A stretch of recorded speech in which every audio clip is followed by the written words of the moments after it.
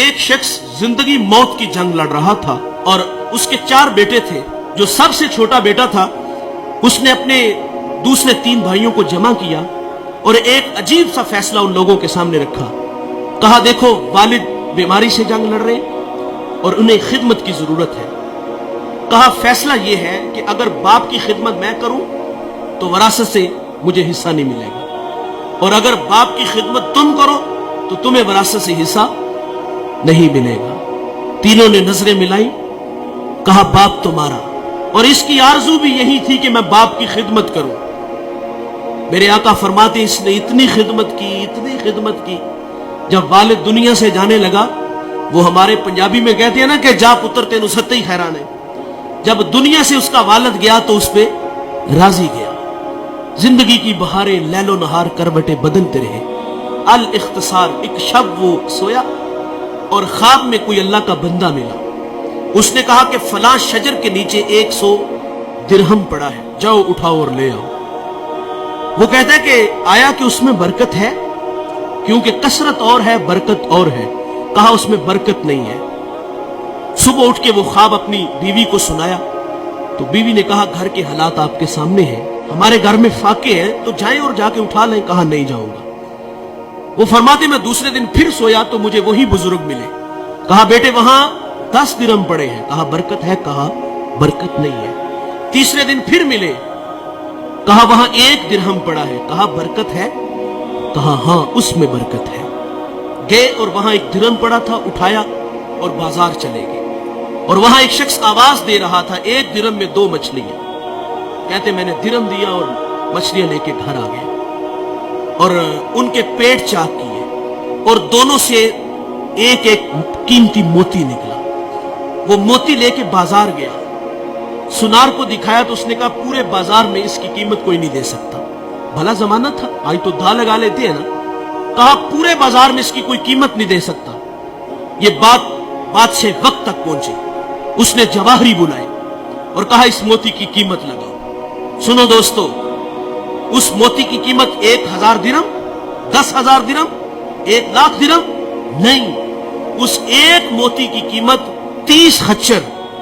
ان پہ جتنا سونا لاد لیا جائے اس ایک موتی کی قیمت طے پاتی ہے. وہ گھر لے گیا. بادشاہ نے پھر طلب کیا تیرے پاس کوئی اور اس طرح کا موتی ہے؟ کہا ہاں ہے. کہا بیچتے ہو؟ کہا ہاں بیچتا ہوں.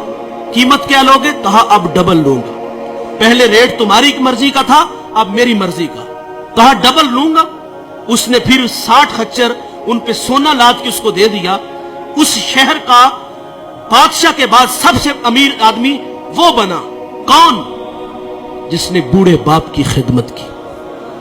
جس نے باپ کی خدمت کی وہ اس شہر کا امیر شخص بنا.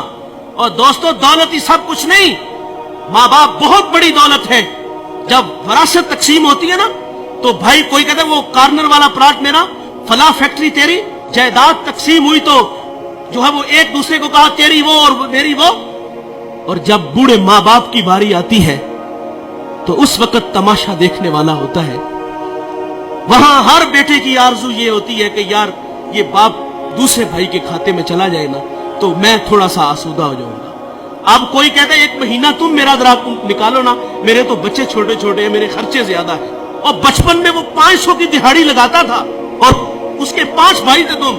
اس نے ایسا تو نہیں کیا کہ تمہیں دارالامان میں چھوڑ آیا ہو، ایسا تو نہیں ہوا کہ کسی کے آگے تمہیں بیچ آیا ہو. وہ 8 سے 18 گھنٹے کام کرتا رہا ہمارے لیے.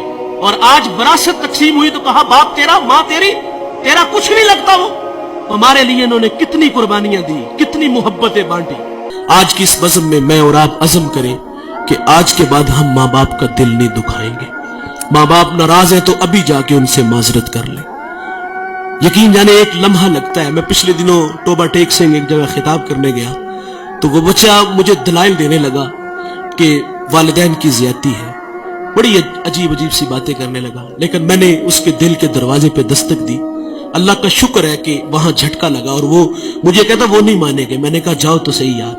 وہ کہتے میں کل جاؤں گا. محض زندگی وفا کرے نہ کرے جاؤ یار.